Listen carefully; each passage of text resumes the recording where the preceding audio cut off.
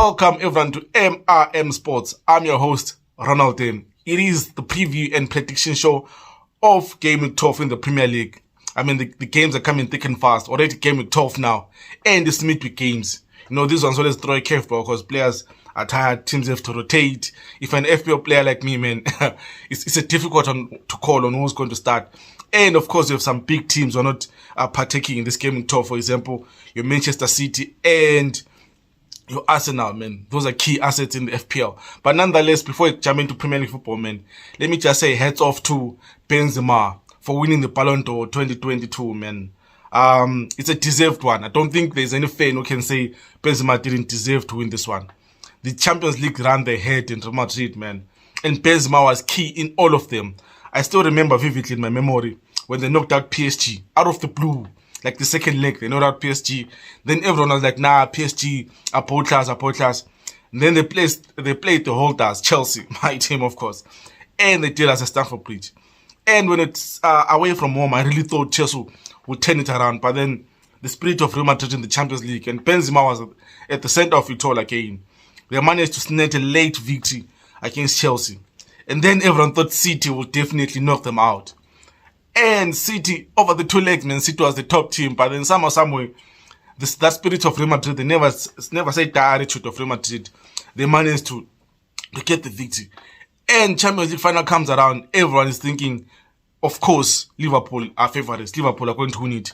Under Klopp, Liverpool are a machine. But then, again, Real Madrid found a way to win. Courtois had the best game of his life. The youngsters, Vinicius Jr. came through. Benzema was at the center of it all as the number one striker. For me, he deserves the Ballon d'Or. There is no arguing about it. No fan, even if I'm a Messi fan or Ronaldo fan or whichever footballer I like or Mbappe fan or whatever, this one can all agree on it. And it was good to see that they gave Lewandowski the Gerd Muller award, man. I think for him, he'll always be sore about not winning the Ballon d'Or in that year when with COVID. That's always a sore one for him. And unfortunately, with the way Barca is going, the season is going for Barca. Unless if they turn it around in the Champions League and they're going to win maybe La Liga as well, I don't see Lewandowski winning the Ballon d'Or next year again. So, yeah, I mean, but nonetheless, Benzema deserved it. And you have to give a round of applause for Real Madrid. I mean, they are showing they're the best team in the world. In as much as all the money is in the Premier League now, all good players, great players in the Premier League, again, Real Madrid keeps on producing Ballon d'Or winners. I mean, recent moment will tell you, Ronaldo last won it when he was there. Modric also won it, he's there. Benzema has won it, he's there. And that's a good thing for the club. I think, in as much as I'm a Barca fan, you have to look at Madrid and see them as the guys, the pace setters, you know. I think every club, if you want to be a great club, you have to look at how Madrid do things, how Madrid perform in the Champions League, the belief within the players. And it is a great club after all. But then back to the Premier League, man. It's GameWeek12, midweek games. It doesn't get any bigger than the Spurs away to Manchester United. That's the biggest game of GameWeek12. Definitely the biggest game. I think it's a great game if you're a Chelsea fan, because it's third versus fifth, and you're right in the middle as number 4. So either way, each result, if Chelsea wins the match, each result benefits Chelsea. Of course, I would love for them to draw so that Chelsea can cover points on Spurs in third. But before we talk about the biggest game of the game week, let's just jump into the games that are there this week, this midweek. We have Brighton hosting Nottingham Forest. I think for me, this must be a straightforward victory for Brighton. Then Crystal Palace versus Wolves, a tricky game to call. Then on Wednesday, we have Bournemouth, a stubborn Bournemouth, an undefeated Bournemouth, I think in what, 7 games. They host Southampton, who drew last weekend to Westham. Then we have Brentford versus Chelsea, a tricky game for Chelsea, definitely. We have Liverpool versus West Ham, the confident Liverpool again at home to West Ham. Another tricky game, but then would expect Liverpool to come through. And then we have Newcastle versus Everton. Another difficult match to call. I mean, Premier League is such an unpredictable league, man. I think of how Everton have been doing well lately. Other than the 2 past results against, of course, these big teams, Man U and Spurs. But then, again, another team which is difficult to defeat.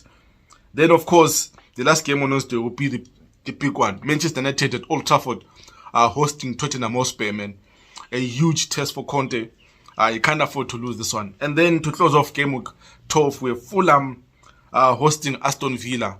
A game I feel like if Gerrard doesn't win this game, if he loses this game, chances are he might leave.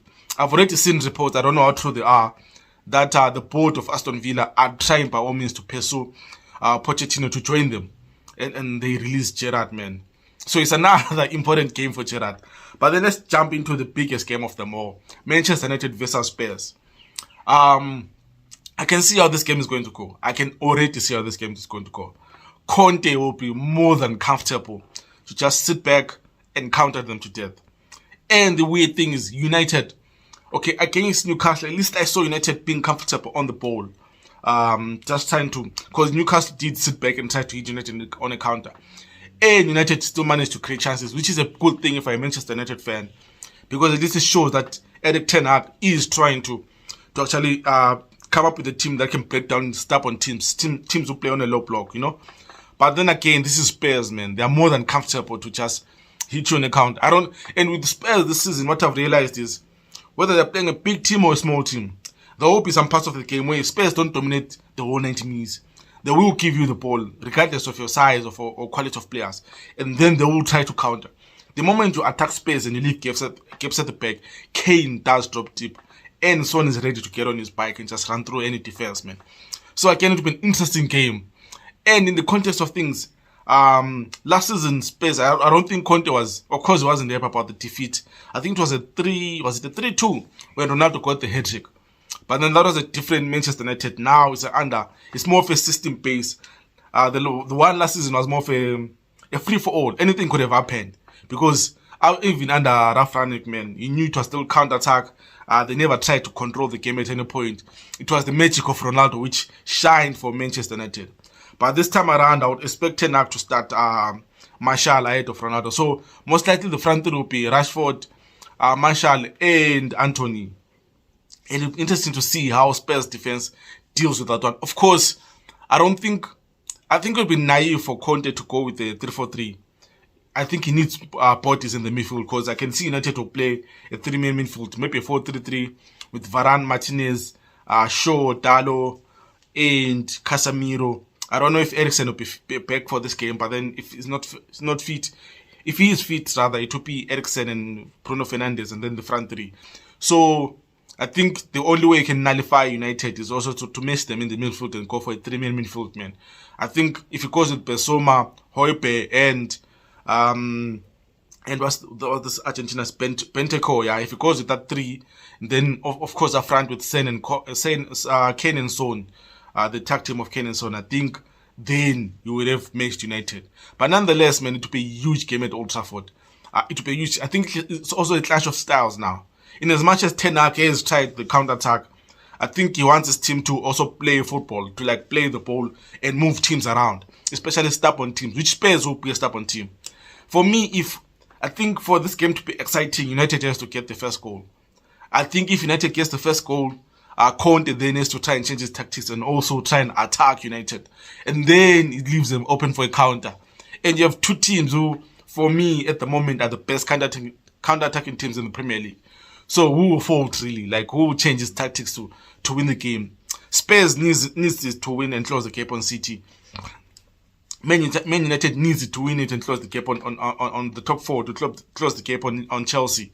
So again, a draw doesn't do any team good. Even though like Spurs will take a draw from home against the Big Six sides. And the last time they played the Big Six team, they did lose to Arsenal. So this is a huge game for Spurs. And United, they've had a good result, but then again, the last time they played the Big Six, they were humbled by Manchester City 6-3, man.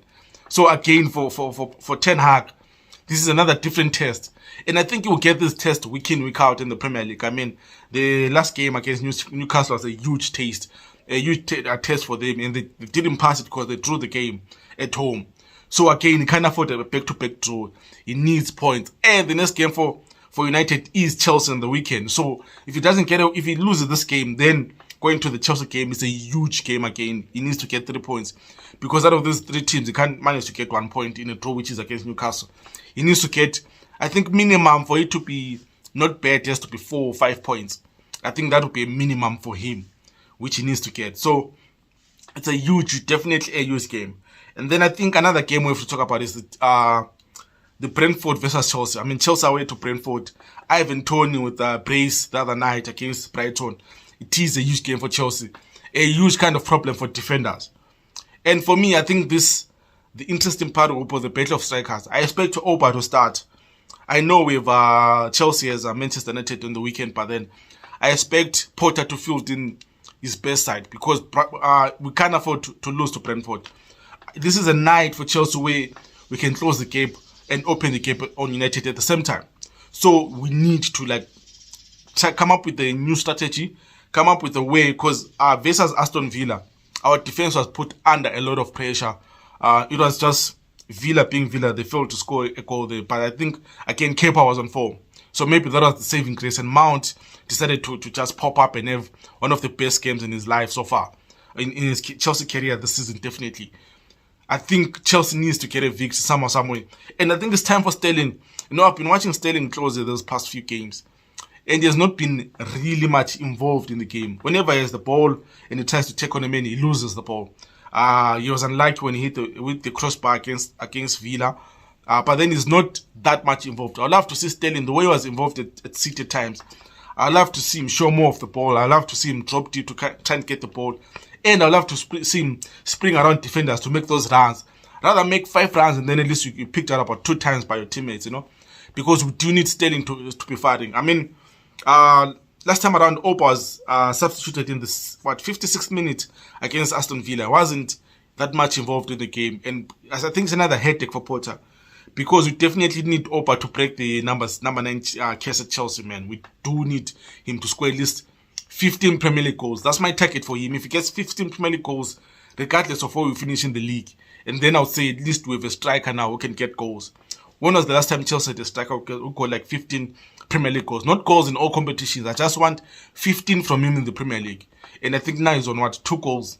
Is it a goal or 2 goals? Somewhere there. So it still is a long way to go. But I would love to see him against Brentford to make those runs. Because Brentford will give you chances. I think we saw against Brighton. They will give you chances. We just have to bury them. And I expect, for Chelsea, man, I expect Mount to start again. I expect Opa to start. I don't know if you go with Sterling or Havertz. But then in the midfield, I expect Ruben Loftus-Cheek to start.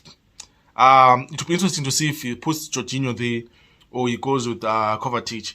And then I think he will stick to a back 3 for this one as well. So we expect Thiago. I'm not sure if Thiago Silva will be fit. But then I think Chalopa will come through. Kutipal will come through. And maybe he'll play Aspilicueta, man. And then who does it play in fullbacks? Of course, Chilwell is fit. Cucurella is fit. So it'll be interesting to see with James injured who plays in James' position, man. But then, of course, at goal, I expect Kepa to start. I mean, I think we're starting to see the resurrection of Kepa now. I mean, he had a brilliant game against Villa. And I expect that form to run through, really. Because he's kept, back-to-back clean sheets against, I think it's 3 clean sheets in a row against AC Milan and AC Milan as well. No, it must be 4 clean sheets in a row, man. Which is massive if you're Kepa. It is massive if you're Kepa. Because he has to show that he deserves to start ahead of Mendy, man. But nonetheless, for me, I would expect this game to go Chelsea's way. And which other games? I think also, let me talk about the Fulham and Aston Villa game. I think for Gerrard, I mean, I'm only talking about this game because for Gerrard, this is a huge game. If Gerrard loses this game, I mean, he lost last time around to Chelsea. If he loses this game against Fulham, a team, in all honesty, Villa have invested more than Fulham. And with Villa's quality, with the players they have, even though Gerrard says he's injured, he still has quality players to pick from. He still has a potent attacking side to pick from, man. So if they lose this game again, if Ings comes in with if Tyrone Mings just comes in with his mistakes he did against Chelsea, if Watkins and Ings are misfiring, I mean, they might spell an end for Gerrard, and it would be a pain to see. But then I'm not a Liverpool fan, so it won't hurt me that much to see Gerrard go, as long as Lampard is still on the job. But again, man, you'd expect. I think Fulham at least they managed to hold the rat beat against Bournemouth and draw that game, because I thought those back-to-back defeats against Newcastle and Westham were going to hamper their season. So for them, they'll be looking to bounce back. I mean, they know Aston Villa is not in a good place. So they'll definitely be looking to bounce back. And then, of course, Newcastle versus Everton. Another difficult game to call. But then with Newcastle being at home, I think it suits Lampard more because he has to try and defend and then hopefully he can hit on a counter. I think the past 2 games, they showed me that Everton are seriously lacking good players. I mean, they have average players for me. I think Iwobi has been their player of the season so far. And I think for them, a good sign is Gordon will be back from his suspension, the 5-card suspension. You'd expect them to try and pause at that because they can't afford to, after a good run of games and a positive result, they can't afford to lose 3 on the spin, man. And I think they lost against United. They lost last weekend against Spurs. They can't afford to lose to Newcastle. And Newcastle will be looking to bounce back from that draw against United to just maintain that top 6 position because for them it's in key position to maintain. And then, of course, we have the Liverpool versus Westham game. I think Liverpool, after that impressive 1-0 victory against Manchester City, that was a huge booster for them. I think that's a game which is going to define their season. They turned it around for me. I think if they win again against West Ham, it's definitely season turned around. Because they can't afford to draw at home to West Ham, even though West Ham is a tricky side and they've been playing good lately. I mean, it will be an intriguing game because does Klopp go with his front four? Does he stick to his 4-3-3? And does he give Trent a run of game again since Trent is fully fit again? Or does he stick to Milner, who did a good job against Foden? So it's against another headache for Klopp. Maybe might change it a bit just to refresh the squad. And of course, we have midweek games coming as well, weekend games coming as well. Maybe might change it a bit, but then I fully expect Liverpool to find a way to win this game. If they draw, for them a draw is a disaster because in as much as that was an impressive victory for them, they're still in 8th position. They're still on the same points with the likes of Bournemouth and stuff. So they need for me to try and definitely get a victory. I think Salah needs to show that his goal wasn't a lucky goal against City. He is back on form. I mean, he did go ahead trick in the Champions League. He needs to show that he is back on form. He is to continue from the goal he got against City, the winning goal he got against City. So against another huge game in the Premier League for Liverpool. I expect Liverpool to actually come through. Let me just give you, I think, my predictions for this game week. The Brighton versus Nottingham Forest game, I think I'll go with a 2-0 victory for Brighton. I think Forest are relegation candidates and they will get relegated. I think for me, unless if they go big or go home in January transfer window, I think they will go down with all the 21 players they signed. I mean, such a pity to sign so many players and then still fail to get results you want. And then the Crystal Palace versus Wolves game, a tricky game, but I think with Patrick Vieira being at home, they will get a win. Wolves weren't that impressive against Nottingham Forest. I think Forest actually missed the penalty. They could have got a point from that game. So I'll definitely go with the Crystal Palace 2-1 victory. Then Bournemouth versus Southampton. Let me go with the 2-1 victory for Bournemouth. I think I've been giving Bournemouth some tough time in the predictions, and they've been proving me wrong. They've been getting results. So this time around, I hope I'm not cursing them, but this time around, I'll go with the Bournemouth 2-1 victory. And then Brentford versus Chelsea. Brentford will definitely score. I think Brentford will score in as much as Kepa is on form. Let me just go with the 3-1 victory for Chelsea. I can see Ivan Toney giving us a tough time and Bremer giving us a tough time. So I'll go with let me go with the 2-1 victory for Chelsea. Then Liverpool versus West Ham. For this one, let me just throw in a curveball for Liverpool. I think I'll go with the 2-2 draw. In as much as Liverpool were so much focused against City, I think because they're playing City, they knew they can't afford humiliation. But then West Ham is a different kind of team for them. West Ham won't mind to give them the ball and be stubborn and try to break them down and try to hit them down on the counter. So for me, I'll go with the total draw. I think West Ham will get chances. I think the midfield will try to outmuscle and outfight this team, and I expect them to win this game, to draw this game, to get a point at Anfield. And then of course Newcastle versus Everton. In as much as I love Lampard and Iwobi, I think they will lose this game. I think 3-1. I'll go with the 3-1 Newcastle win. I think Newcastle at home are on fire this season. A few teams will go to Newcastle's ground and get a point. So for me, I'll definitely go with the 3-1 victory for Newcastle. And then the big one, United versus Spurs, I don't see this game ending as a 0-0 because both teams will give up chances. I think with Spurs strikers on form, Harry Kane is definitely on form. If you take away Haaland from the league, Kane I think is the second top goal scorer at the moment. So they'll definitely get chances against United. For me, I think this one, it will be a shocker. I think Spurs will win this game 2-1. I think Conte, the fighting spirit of Conte, will come through. I can see Conte coming up with a masterclass on how to hit on the counter against United, and will get a victory at Old Trafford. I think Spurs will get this game 2-1. Then the last game will be Fulham versus Aston Villa. Again, man, I don't see Gerrard getting anything from this game. I think for me, the right is on the wall for Gerrard. He might definitely get fired before the World Cup or during the World Cup. We'll see. But then for me, I think Fulham will definitely win this game 2-1. Fulham are at home. I think they need the victory. They need to show that they are this season they want to stay in the Premier League. They're not a yo-yo team anymore. So I think I'll definitely give Fulham a 2-1 win over Gerrard's team, Aston Villa, man. Yeah, those are the predictions from the Premier League GameWeek 12. I definitely hope I'll get some correct. I think last week I pulled a disaster. I remember predicting City winning 4-2 away from home. So against Liverpool. So definitely this time around I'll definitely hope to do better. I wish I can put money on it just to prove if I'm really good at predicting games, man. But nonetheless, we can't wait for the Premier League at GameWeek 12. We can't wait to see what it has in store for us. We can't wait for the twists and turns and the talking points. And of course, hopefully this time around the referee will be a bit better, man. We need the referee to step up. We need VAR to step up and stop with these ridiculous calls, man. Guys, don't forget to subscribe to the channel and like the video. Like the video and subscribe. Don't forget to check out more content we're putting out. Definitely the weekend games will give you a preview and a prediction. Of course, we'll also give you a review of those games. And I believe midweek next week, it is Champions League football again, man. I can't wait to give you a rant about Barcelona and Xavi. I decided not to do something for El Clasico because I knew I'll be heartbroken. I knew Barca would lose that game. So yeah, I can't wait to rant about Xavi. I think for me, he has to go. But anyway, enough about Champions League talk. I'll see you again on Premier League talk. Next, definitely, I think I'll do a review. On Thursday, just before the Fulham versus Aston Villa game, because we'll definitely have to react to the Manchester United and Spurs game, man. Don't forget to check out the channel and subscribe. I'm your host. See you next time. It's Ronald. Cheers.